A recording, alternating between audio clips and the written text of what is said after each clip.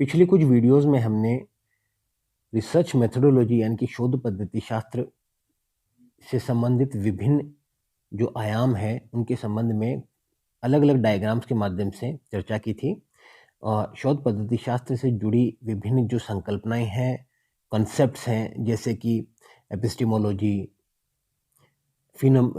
Epistemology, ontology, आपके methodology, method, concepts, variables, construct, theorising, theory, fact, data, आपके logical reasoning जिसमें हमने inductive reasoning, deductive reasoning आदि कुछ पक्षों की चर्चा की थी। आज इस वीडियो के माध्यम से हम सामाजिक अनुसंधान जो है, समाजशास्त्र में जो सामाजिक अनुसंधान के जो विभिन्न आयाम हैं, जैसे अर्थ, प्रकृति, सामाजिक अनुसंधान की प्रक्रिया के चरण और सामाजिक अनुसंधान या समाजशास्त्रीय अनुसंधान कहें तो उसके अलग अलग प्रकार कौन कौन से हैं, समाजशास्त्र में सामाजिक अनुसंधान की उपयोगिता क्या है, महत्व क्या है और इसका योगदान क्या है, इन सभी मुद्दों पर चर्चा करेंगे। सबसे पहले एक बात मैं आपको स्पष्ट कर दूं कि समाजशास्त्र को समाज के एक वैज्ञानिक अध्ययन के रूप में परिभाषित किया जाता है। अगस्त कौन से लेकर आज तक जितने भी समाजशास्त्री हुए हैं उन सभी का फोकस यही रहा है कि समाजशास्त्र को एक प्रकार के एक दार्शनिक क्षेत्र से निकालकर और एक मनोवैज्ञानिक क्षेत्र से निकालकर हम समाज के एक व्यवस्थित क्रमबद्ध वैज्ञानिक अध्ययन के रूप में स्थापित कर सकें।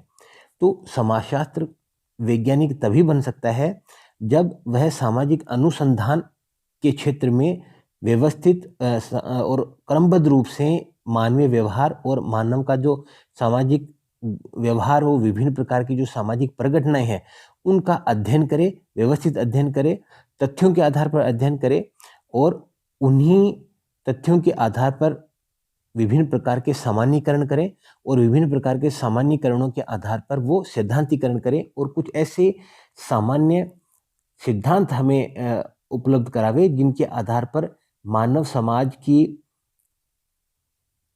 आने वाला जो स्वरूप है उसके संबंध में आज ही एक प्रकार की भविष्यवाणी हम कर सकें और हम इस प्रकार के ज्ञान का प्रयोग कर एक बेहतर समाज के निर्माण में किस प्रकार से भूमिका निभा सकते हैं। तो ये सभी जो मुद्दे हैं, इन मुद्दों में समाजशास्त्र तभी सफल हो सकता है जब समाजशास्त्र के अंतर्गत जो समाजशास्त्रीय अध्ययन है वो वैज्ञानिक अध्ययन बन सकें और वैज्ञानिक अध्ययन के रूप में समाजशास्त्रीय अध्ययन अपनी भूमिका निभा सकें। केवल उसी स्थिति में हम कह सकते हैं कि समाजशास्त्र समाज का एक वैज्ञानिक अध्ययन है और समाज को बेहतर बनाने में यह अपनी व्यवहारिक उपयोगिता साबित कर सकता है। तो पिछले वीडियो में हमने लास्ट स्लाइड में ये देखा था, लास्ट जो डायग्राम था उसमें ये देखा था कि जो रिसर्च है अनुसंधान, और उसमें यदि हम सोशल शब्द जोड़ दें, SOCIAL, सोशल यानी कि सामाजिक, तो सामाजिक और इधर आपके अनुसंधान, ये हो गया सामाजिक अनुसंधान। अब ये जो अनुसंधान शब्द है ये भी दो शब्दों से मिलकर बना हुआ है, री प्लस सर्च। री मतलब बार बार और सर्च मतलब खोजना। बार बार क्या खोजना? समाजशास्त्र के संदर्भ में हम जब रिसर्च, सोशल रिसर्च की बात करते हैं तो सामाजिक यानी कि जो कुछ भी जो सामाजिक व्यवहार है, सामाजिक व्यवहार, मानवीय सामाजिक व्यवहार व सामाजिक प्रघटनाएं, सोशल फिनोमिना जो है, सोशल इवेंट्स जो है, प्रघटनाएं। तो सामाजिक व्यवहार, सामाजिक प्रघटनाओं के संबंध में बार बार खोजने की जो प्रक्रिया है उसे हम सोशियोलॉजिकल रिसर्च या सोशल रिसर्च इन सोशियोलॉजिकल फील्ड कहते हैं। अब देखिए यह स्पष्ट हो जाता है कि सामाजिक जो अनुसंधान है, सोशल जो रिसर्च है, वो निसंदेह वैज्ञानिक प्रकृति का होता है। बिना क्रमबद्ध, व्यवस्थित और अनुभविक तथ्यों के आधार पर किसी भी प्रकार का ज्ञान यदि हम सृजित करते हैं तो वो किसी भी हालत में वैज्ञानिक ज्ञान नहीं कहा जाता है। दूसरे शब्दों में कहें तो समाज के संबंध में समाजशास्त्र वैज्ञानिक ज्ञान का सृजन तभी कर पाता है जब वह कतिपय पद्धतियों, कुछ निश्चित पद्धतियों के आधार पर, कुछ निश्चित टूल्स और टेक्निक्स के आधार पर अनुभविक तथ्य एकत्रित करता है और उन अनुभविक तथ्यों के विश्लेषण के माध्यम से कुछ सामान्यीकरण करता है, कुछ सामान्य निष्कर्ष निकालता है और इन निष्कर्षों के आधार पर कुछ सामाजिक नियमों को खोजने की वो कोशिश करता है।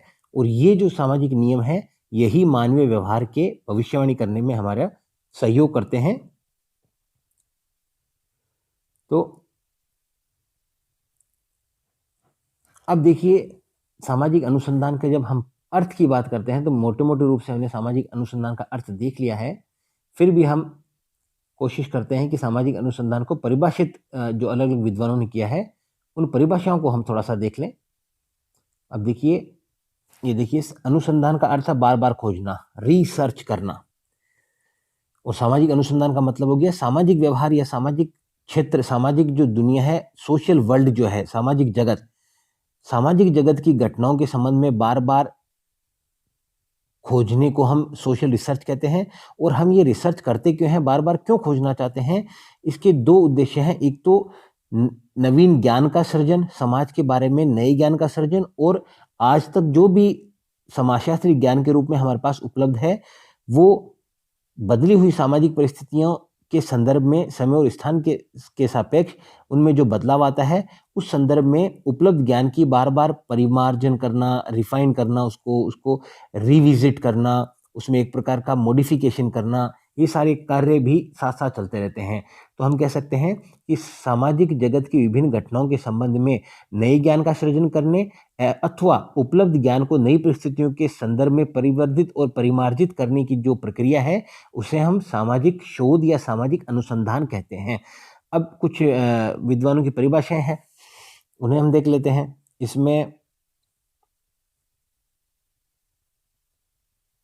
देखिए, पीवी यंग साहब ने, मैडम ने लिखा है, सामाजिक अनुसंधान को ऐसे वैज्ञानिक प्रयत्न, यानी कि एक साइंटिफिक एफर्ट होता है। उस साइंटिफिक एफर्ट कहने का मतलब है कि इसकी ये डिसिप्लिन होता है, ये स्टेप बाय स्टेप होता है, इसकी कुछ स्टेजेस होती हैं जिनको फॉलो करते हुए ज्ञान का सृजन किया जाता है, तथ्यों को एकत्रित किया जाता है, परिभाषित किया जा सकता है, जिनका उद्देश्य तार्किक एवं क्रमबद्ध पद्धतियों के द्वारा, यानी कि तार्किक, लॉजिकल। अब लॉजिकल कौन कौन सी मेथड्स मैंने बताया था आपको, इंडक्टिव और डिडक्टिव रीजनिंग। तो inductive and deductive logical reasoning के उपयोग से और क्रमबद्ध पद्धतियों और जो सिस्टमेटिक स्टेजेस हैं और उन पद्धतियों, मेथड्स जो हैं, उनके उपयोग से नवीन तथ्यों की खोज, नए तथ्यों को, यानी कि नए ज्ञान के नवीन ज्ञान के सृजन और पुराने तथ्यों की परीक्षा और सत्यापन।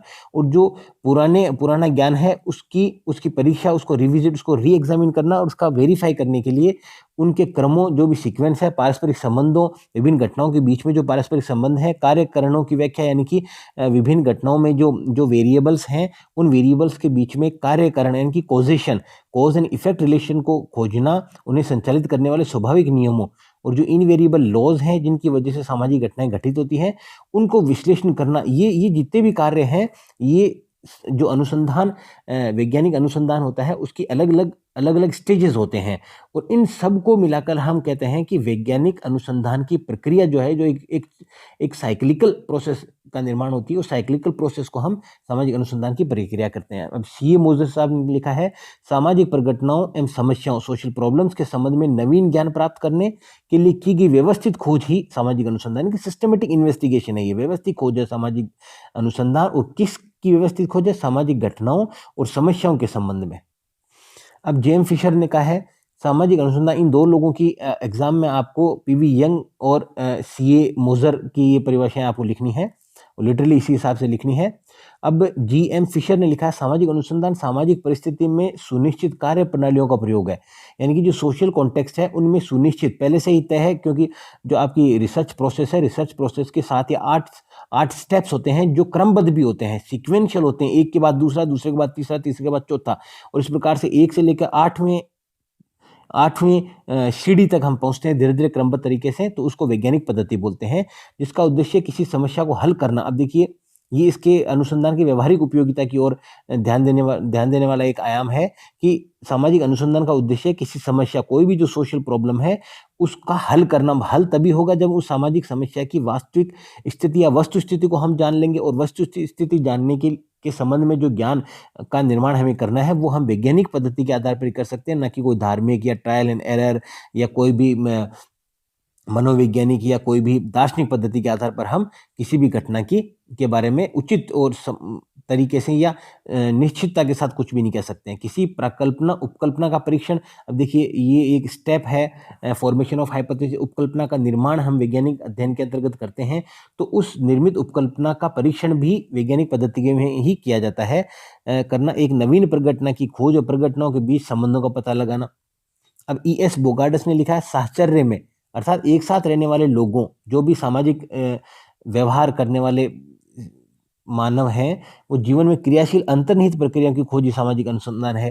तो मानवीय व्यवहार को प्रभावित करने वाली और मानवीय जो समाज है, सामाजिक जगत, उसमें जो विभिन्न घटनाएं घटती हैं, उनके अंतर संबंधों की खोज करने की जो प्रक्रिया है उसे हम सामाजिक अनुसंधान कहते हैं। अब ये जितनी भी परिभाषाएं हैं, इन परिभाषाओं के निचोड़ के रूप में हम कह सकते हैं कि सामाजिक अनुसंधान खोज की ऐसी विधि है, it's that process of investigation और रिसर्च जिसमें सामाजिक परिस्थिति के संदर्भ में जो सोशल कॉन्टेक्स्ट है, यानी कि समाज के संबंध में किसी घटना, कोई भी फिनोमिनन, व्यवहार, बिहेवियर, सामाजिक जीवन, सोशल लाइफ या समस्या के संदर्भ में, या कोई भी सोशल प्रॉब्लम है उसके संबंध में वैज्ञानिक विधि, अभी देखिए विज्ञान का मतलब वैज्ञानिक पद्धति, वैज्ञानिक प्रक्रिया का प्रयोग करते हुए सामाजिक यथार्थता को समझने का प्रयास। ये देखिए social reality, the truth behind social reality, सामाजिक यथार्थ के पीछे छुपे सत्य को जानने के लिए। और कौन सा यथार्थ? सामाजिक यथार्थ, यानी कि मानवीय व्यवहार और मानवीय और सामूहिक और सामाजिक जगत में घटने वाली विभिन्न घटनाओं के पीछे जो सामाजिक यथार्थ है उसके पीछे जो सत्य छुपा है उसको जानने के लिए व्यवस्थित पद्धति, चरणबद्ध पद्धति का उपयोग जब हम करते हैं, तो इस सारी कवायद को, इस सारी कहानी को हम सोशल रिसर्च इन सोशियोलॉजी कह देते हैं, समाजशास्त्र में सामाजिक अनुसंधान की प्रक्रिया। इसमें निरीक्षण, परीक्षण, तथ्यों का संकलन, वर्गीकरण, सामान्यीकरण तथा द्वारा सामाजिक घटनाओं के कारणों का पता लगाया जाता है, कार्य कारण संबंध स्थापित किए जाते हैं, वस्तु स्थिति की तार्किक ढंग से विवेचना की जाती है।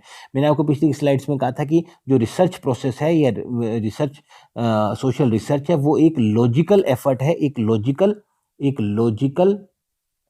एक रैशनल तार्किक, एक एनालिटिकल विश्लेषणात्मक और एक क्रिटिकल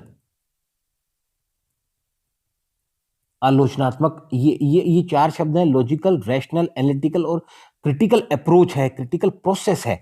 किस चीज की प्रोसेस? सामाजिक यथार्थ को जानने की।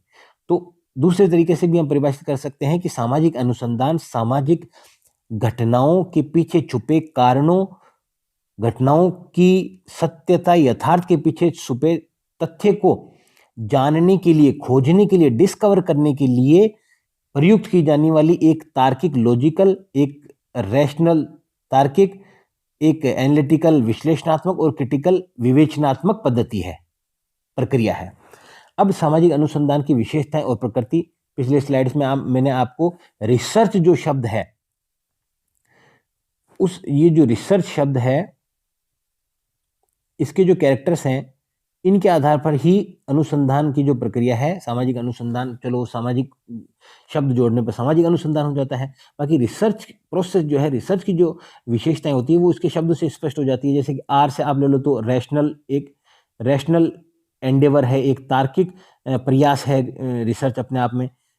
ई से बात करो तो ये एथिकल जो इसमें स्टैंडिंग होती है एक रिसर्चर की, एक अनुसंधानकर्ता की, वो उसे स्पष्ट कर देनी पड़ती है कि जिनसे वो विभिन्न प्रकार के प्रश्न पूछ रहा है या विभिन्न प्रकार के तथ्य संकलित कर रहा है, तो उसे पहले अपनी एथिकल जो कंडीशन है, एथिकल पोजीशन, वो स्पष्ट करनी पड़ती है। एस की बात करें तो ये सिस्टेमेटिक है, व्यवस्थित है, स्टेप बाय स्टेप है, चरणबद्ध प्रक्रिया है। RESE, ये जो ई है इससे पता चलता है ये एक्सपर्टीज, यानी कि सोशल रिसर्च को कंडक्ट करना, सोशल रिसर्च को लागू करने के लिए कुछ स्किल सेट्स की आवश्यकता पड़ती है। हर कोई व्यक्ति सामाजिक अनुसंधान नहीं कर सकता है। सामाजिक अनुसंधान की प्रक्रिया को को सुचारू रूप से लागू करने या संचालित करने के लिए कुछ कुछ बातों का ध्यान रखना पड़ता है, जो ट्रेनिंग के माध्यम से सीखी जा सकती है। ए से हो गया एनालिटिकल, ये मैंने पहले ही बताया आपको, रैशनल एनालिटिकल एक अप्रोच होती है इसमें, क्योंकि तथ्य जो एक संकलित हम करते हैं, डेटा जो कलेक्ट करते हैं, उन कलेक्टेड डेटा को एनालाइज करना पड़ता है। एक पर्टिकुलर स्टेज होती है, स्टेप होता है ये सोशल रिसर्च का। फिर आर है, आर से ये रेलेवेंट होती है। रेलेवेंट रिसर्च हमेशा रेलेवेंट होती है। रिसर्च का जो टॉपिक है, विषय है, वो आपके चारों ओर जो घटनाएं घटित होती हैं उन्हीं से जुड़ा होता है, उन्हीं से ही संबंधित होता है। उसे सामाजिक अनुसंधान में कभी भी ऐसे प्रश्न नहीं उठाए जाते हैं, ऐसी घटनाओं की व्याख्या नहीं की जा सकती है जिनको अवलोकन नहीं किया जा सकता है, जिनका मूर्त अवलोकन नहीं किया जा सकता है, या जो इस दुनिया की घटनाएं नहीं होती है, जैसे क्या भगवान अस्तित्व में है, क्या भूत अस्तित्व में है। ये ऐसे प्रश्न हैं जिनके बारे में जो रेलेवेंट नहीं है day to day human life के संदर्भ में। अगेन जो सी है उससे आगे क्रिटिकल अप्रोच है। ये क्रिटिकल अप्रोच अपनानी पड़ती है, क्योंकि क्रिटिकल और सेप्टिकल क्योंकि जो थियोलॉजिकल मेथड होता है ज्ञान किसी भी घटना की व्याख्या करने का, जो धर्मशास्त्रीय पद्धति होती है, उसमें सुपरस्टिशंस, एक तरह से फेथ, रेलेवेंस, ओ ईश्वर के प्रति, वो मुख्य तत्व होते हैं। जबकि वैज्ञानिक जो चिंतन होता है, वैज्ञानिक शोध या अध्ययन होता है, उसमें सेप्टिसिज्म या संशय या डाउट, तो ये डाउट, कल्चर ऑफ डाउट है, वो कल्चर ऑफ फेथ है। तो साइंस जो है उसमें हम चीजों को जैसी है उसी रूप में नहीं मान लेते हैं, बल्कि उनके तह तक, उनकी सच्चाई तक पहुंचने की कोशिश करते हैं। We don't take things for granted, instead we try to delve deep into finding out the truth that lies behind the social reality. Getting my point? Relevant हो गया। उसके बाद में सी कोलैबोरेटिव अप्रोच हो गई। इसमें क्रिटिकल और कोलैबोरेटिव, सामाजिक जो अनुसंधान है वो एक अकेला व्यक्ति उसको पूरा नहीं कर पाता है, क्योंकि सामाजिक अनुसंधान में व्यक्ति सामाजिक घटना की व्याख्या करता है, और सामाजिक घटना का निर्माण दो या दो से अधिक व्यक्तियों के व्यवहार से होता है। इसलिए सामाजिक अनुसंधान एक सहयोगी प्रक्रिया है, जिसमें अनुसंधानकर्ता और जिन लोगों के व्यवहार का अध्ययन किया जाना है, उनके बीच में एक प्रकार का सामंजस्य और सहयोग की वजह से ही हम ज्ञान की प्राप्ति कर सकते हैं। और जो लास्ट एच है वो है ऑनेस्टी, यानी कि आपने रिसर्च प्रोसेस में रिसर्च हाइपोथेसिस बनाई, और उस रिसर्च हाइपोथेसिस को रिफ्यूट करने या एक्सेप्ट करने के लिए डेटा कलेक्ट किया। अब डेटा कलेक्ट करते वक्त हम अनेक प्रकार के बाइसेस हमारे माइंड में होते हैं, अनेक प्रकार के प्री ऑक्यूपेशंस होते हैं, लेकिन यहाँ हमसे यह उम्मीद की जाती है, एक अनुसंधानकर्ता से यह उम्मीद की जाती है कि रिसर्च अनुसंधान प्रक्रिया में व्यक्ति एकदम ऑनेस्टी के साथ तथ्यों का एकत्रित करेगा, तथ्यों को, उन तथ्यों का विश्लेषण करेगा, न कि इस संदर्भ में कि उसने जो हाइपोथेसिस बनाई है वो हाइपोथेसिस उपलब्ध तथ्यों के आधार पर गलत साबित होती है या सही साबित होती है। एक अनुसंधानकर्ता, वैज्ञानिक अनुसंधानकर्ता से हमेशा इस प्रकार की ऑनेस्टी की अपेक्षा की जाती है कि वो तथ्य जिस रूप में है उसी रूप में उनकी व्याख्या करेगा। तो ये कुछ विशेषताएं हैं जो आप रिसर्च शब्द के जो पहले शब्द हैं इनसे जोड़कर हम देख सकते हैं। अब देखिए, यहाँ सामाजिक अनुसंधान की अलग अलग विशेषताएं बताई गई हैं, उन पर भी हम चर्चा कर लेते हैं। वैज्ञानिक विधियों द्वारा सूक्ष्म अध्ययन, सामाजिक अनुसंधान में वैज्ञानिक पद्धति का उपयोग किया जाता है। नवीन प्रविधियों का विकास, और सामाजिक अनुसंधान जैसे जैसे हम करते हैं तो अपने नए अनुभवों से हमें सामाजिक अनुसंधान की प्रक्रिया को संचालित करने में आने वाली जो जितनी भी व्यवहारिक दिक्कतें हैं, प्रॉब्लम्स हैं, उनके बारे में व्यवहारिक ज्ञान प्राप्त होता है, और आने वाले वक्त में हम उन समस्याओं को दूर कर कुछ नवीन पद्धतियों का निर्माण कर उनके आधार पर सामाजिक घटनाओं की व्याख्या करना प्रारंभ कर देते हैं। नवीन ज्ञान का सृजन, ये मैंने पहले बताया आपको, सामाजिक जो अनुसंधान है उसका उद्देश्य है सामाजिक व्यवहार और सामाजिक घटनाओं के कारणों को जानने के लिए ज्ञान का सृजन करना। कार्यकरण संबंधों की खोज करना, ये भी हम डिस्कस कर चुके हैं। सिद्धांतों का पुनर्परीक्षा का मतलब है रिसर्च, बार बार सिद्धांतों का निर्माण करना, और उपलब्ध जो निर्मित सिद्धांत है उनको भी नई परिस्थितियों में उनकी उपादेयता या उनकी समीचीनता या प्रासंगिकता को बार बार देखना, ये भी सामाजिक अनुसंधान का एक विशेषता है। प्राकल्पना की जांच, मैंने आपको बताया कि हाइपोथेसिस जो फॉर्मेशन की जाती है, सामाजिक अनुसंधान का एक चरण है हाइपोथेसिस फॉर्मेशन, और उस चरण में जो हाइपोथेसिस बनाई जाती है, उन हाइपोथेसिस को अनुभविक तथ्यों के आधार पर उनकी उनकी सत्यता और असत्यता की जांच की जाती है। नए सिद्धांतों का निर्माण, ये बात कर चुके हैं। सिद्धांतों की व्यवहारिक समस्याओं का हल। अब देखिए, सामाजिक अनुसंधान का के दो पक्ष हैं, एक सैद्धांतिक पक्ष और व्यवहारिक पक्ष। सैद्धांतिक पक्ष में नए सैद्धांतिक ज्ञान का सृजन किया जाता है, और व्यवहारिक पक्ष में हम ये जो सृजित ज्ञान है, सैद्धांतिक ज्ञान, इनके उपयोग के माध्यम से डे टू डे लाइफ की जो प्रॉब्लम्स हैं उनको एड्रेस करते हैं, उनके मैग्नीट्यूड उन्हें समझने की कोशिश करते हैं, उनके कारणों को जानते हैं, और उन कारणों का निवारण करने की भी कोशिश सामाजिक अनुसंधानकर्ता करता है। नेक्स्ट है सामाजिक अनुसंधान की प्रकृति। अब देखिए, प्रकृति मैंने आपको पहले भी बताया कि सामाजिक अनुसंधान की प्रकृति है कि सामाजिक अनुसंधान वैज्ञानिक होता है। वे क्यों? क्योंकि यह व्यवस्थित होता है, यह क्रमबद्ध होता है, चरणबद्ध होता है। यह हमारी जो दिन प्रतिदिन की जो जीवन है, या हमारा जो मूर्त जीवन है, उससे संबंधित किसी न किसी घटना को समझने की का प्रयास करता है, उसका अध्ययन करता है। यह तथ्यों के आधार पर, अनुभविक तथ्यों के आधार पर निष्कर्षों तक पहुंचता है, निष्कर्षों का सामान्यीकरण करता है। इन सामान्यीकरणों के आधार पर सामाजिक अनुसंधानकर्ता कुछ कतिपय सिद्धांतों का निर्माण करता है। इन सिद्धांतों का व्यवहारिक जीवन की समस्याओं को दूर करने के लिए व्यवहारिक उपयोग किया जाता है, उन्हें व्यवहारिक जीवन में अनुप्रयुक्त किया जाता है, और इस प्रकार से समाज को बेहतर बनाने के लिए ये जो उपलब्ध ज्ञान है, सिद्धांत है, उनका उपयोग किया जाता है। तो ये पूरी प्रक्रिया होगी, और इसीलिए हम कहते हैं कि सामाजिक जो रिसर्च है, उसका सैद्धांतिक प्रकृति भी है, उसकी व्यवहारिक प्रकृति भी है, और उसकी प्रकृति वैज्ञानिक तो है ही। अब हम देख लेते हैं कुछ बिंदुओं के माध्यम से। उपयुक्त विशेषता लक्षणों से स्पष्ट है सामाजिक अनुसंधान की प्रकृति। सामाजिक शोध अनुसंधान की प्रकृति वैज्ञानिक है, नो डाउट। अब वैज्ञानिक क्यों है?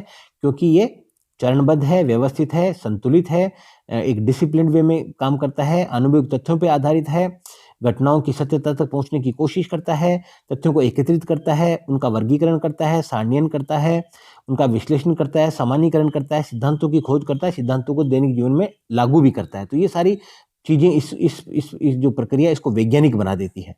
दूसरा, इसमें निरीक्षण, परीक्षण, तथ्यों के संकलन, वर्गीकरण, सामान्यीकरण तो विधिवत व्यवस्थित विधि का प्रयोग किया जाता है, इसे वैज्ञानिक साइंटिफिक मेथड बोलते हैं।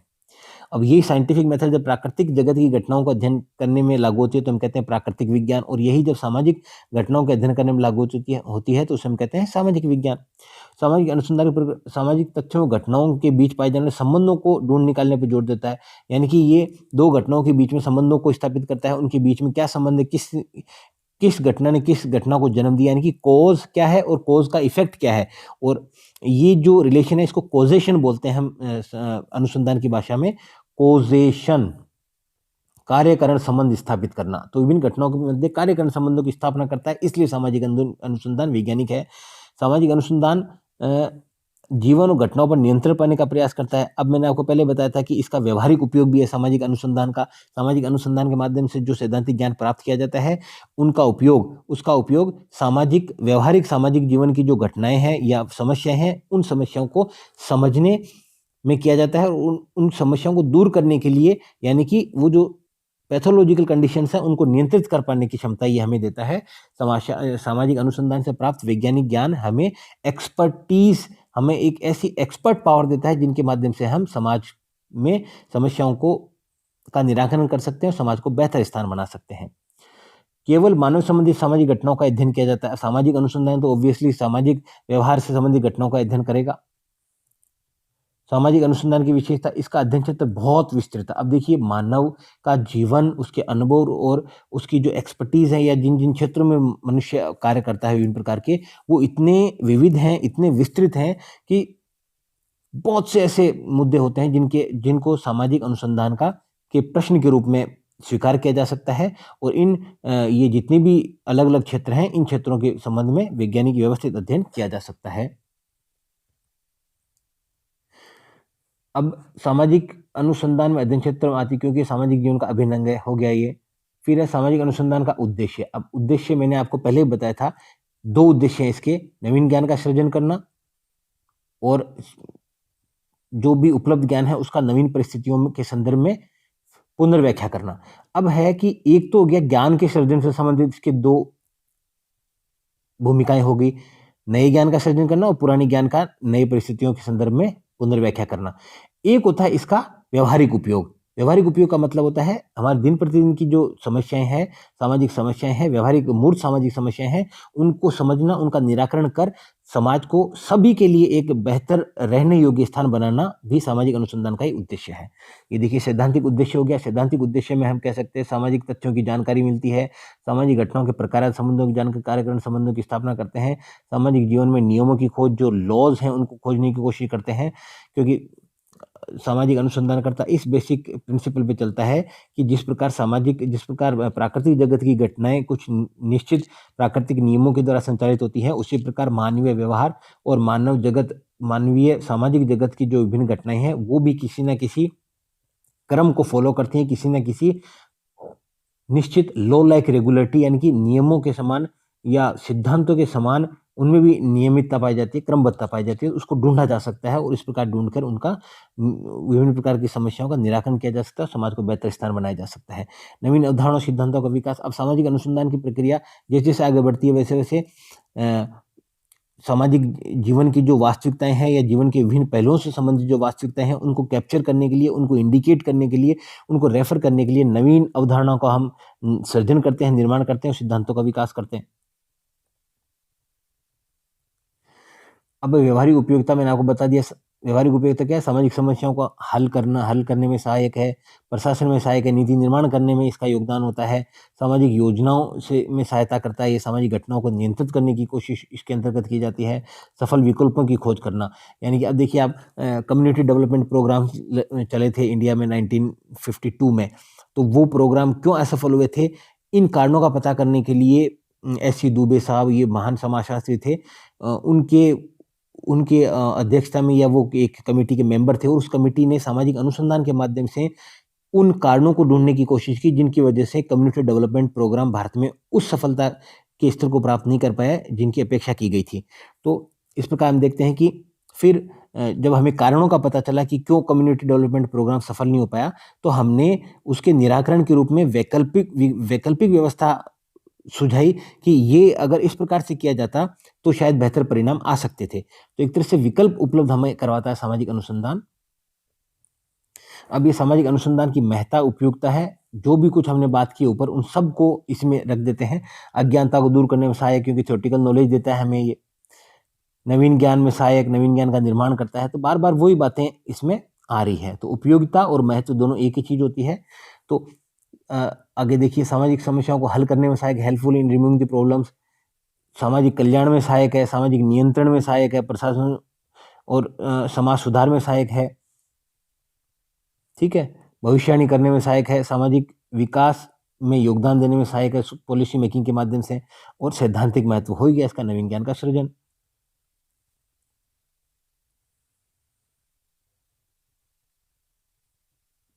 तो इस वीडियो में हमने सामाजिक अनुसंधान की अर्थ, उसकी विशेषताएं, उसकी प्रकृति, उसकी उपयोगिता पे चर्चा की, उसके महत्व पे चर्चा की।